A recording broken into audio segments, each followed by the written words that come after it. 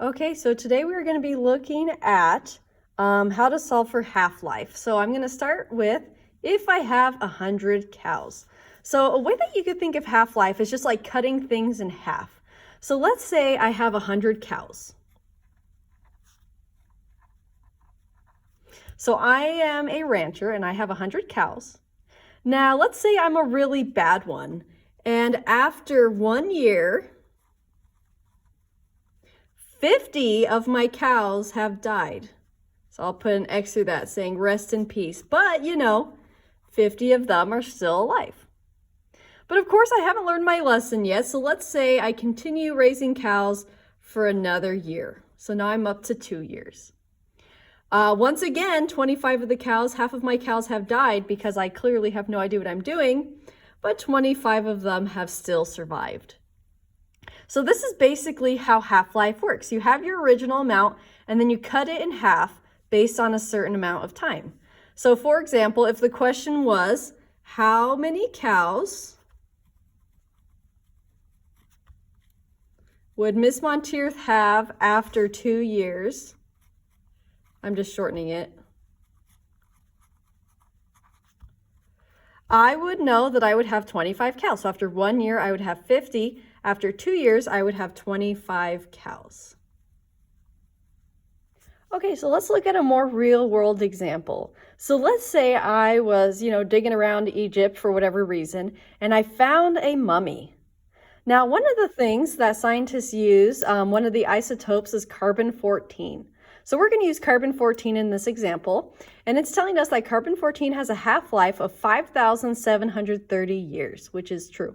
So that's how long it takes for half of carbon-14 to turn from parent into daughter isotopes. So it says, how many half-lives have passed if the mummy is 17,190 years old? First of all, that would be a really, really old mummy and awesome. But anyway, okay, so let's say we start with 100% carbon-14. Let's start there. So let's say I'm starting with 100% carbon-14. Now, we know that every half-life, half of it will decay. So in 5,730 years, we would expect to see half of the carbon-14 still existing, while the other half has decomposed into a substance we call nitrogen-14. Okay, so after one half-life, we have 50% left. So let's see, it wants to go to 17,190. So let's look at another half-life. So now we have 25% remaining of the original carbon-14, while 25% of it has decayed into nitrogen-14.